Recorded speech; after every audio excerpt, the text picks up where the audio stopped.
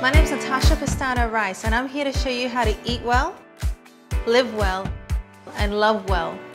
Today I'm going to tackle French cuisine in a very modern, simple, and clean way. We're going to do a classic French mother sauce, velouté. Then we're going to put it on top of our pan-seared barramundi from our lovely friends at Australis and serve it with some hand-picked veggies. First thing we're going to do is take care of our mother sauce. Lightly squash some garlic and toss that into a pan. A fresh scallion or green onion, as some may call it.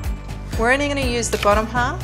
Now we're going to add about 2 tablespoons of butter directly into the pan. After all, would it be French if it wasn't for butter? To that we're going to add about a cup of white wine. Any kind of dry white wine would do the job perfectly fine. And what I recommend is, if it's not worth drinking, it's not worth cooking with.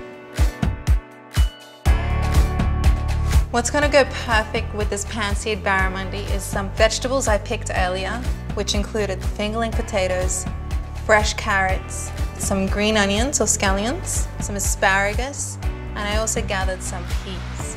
So we're going to mix that together with a little bit of white wine and water, a little bit of salt and a knob of butter. Now that this has come to a boil and has been reducing quite a little bit, we're going to add in the fish stock, about a cup, and a little more for good measure, because I think I put in a bit too much wine. We're going to bring this again to a boil, reduce it by about 1/3, and then it'll be ready for the cream. Now this is the skin on barramundi, and I know most people eat around the skin, but let me tell you, growing up in Australia, the skin is what we fight for. Before we do that, we're going to quickly pat these dry, very dry to touch. Make sure you don't have any of that water or any kind of liquid on there. Just cut this down to portion size. I'd say about that is perfect, and we're going to score the skin. So that means breaking the skin and cutting into the flesh. So not only does it cook evenly, but it doesn't curl up on the edges because it needs room to grow. And that's what we're doing right now. In Australia, not only is this called barramundi, it's also called the Australian sea bass. And this is the quintessential Australian brand. Luckily, because of my friends at Australis, we get to enjoy this beautiful, rich, buttery fish all across the States. Let's quickly season this with a bit of Celtic sea salt. Make sure you get it into the grooves because that's where the best part is, right? We're going to put a little bit of black pepper over the top here, just for some natural bites. I hear this boiling, so that means we're ready for our cream. Equal parts. We did a little bit over 1 cup of each, so I'm going to just be a bit more generous and put about 1 1/4. Now we're going to give this a bit of a stir. I can just smell the white wine, the fish stock, and the cream. Oh, cream. I swear there's nothing that can replace the flavor of cream. Now I'm getting some good heat off here. There we go. That's the sound I'm looking for. And this is a sound you should listen for at home.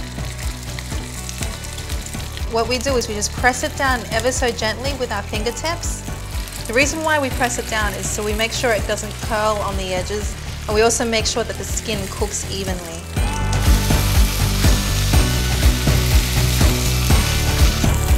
Have another piece. That's looking good. So I'm going to turn it over just for a little bit of color onto the other side. There we go. Just for 30 seconds. Toss it over one more time. Now we're going to finish this off in the oven at 450 degrees for about 5 to 8 minutes.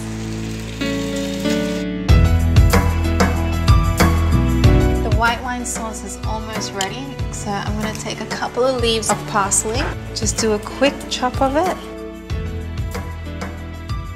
and toss that into the cream sauce. Our final touches are a pinch of white pepper and a hint of lemon, just a little bit.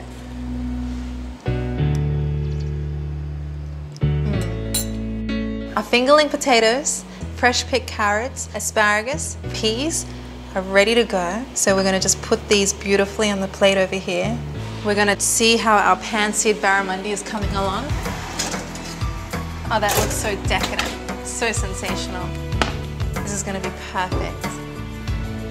Now we're going to lightly pick this up, turn it over, and then prop that onto our plate, just like so. Look at that, I can't wait to dig into this. Very simply, just pour our sauce velouté a little bit over the edge and a little bit over the top, just like that. That's plenty. We're gonna finish it off with some fresh chopped parsley, and that's it. It's simple French elegance. Now the moment I've been waiting for.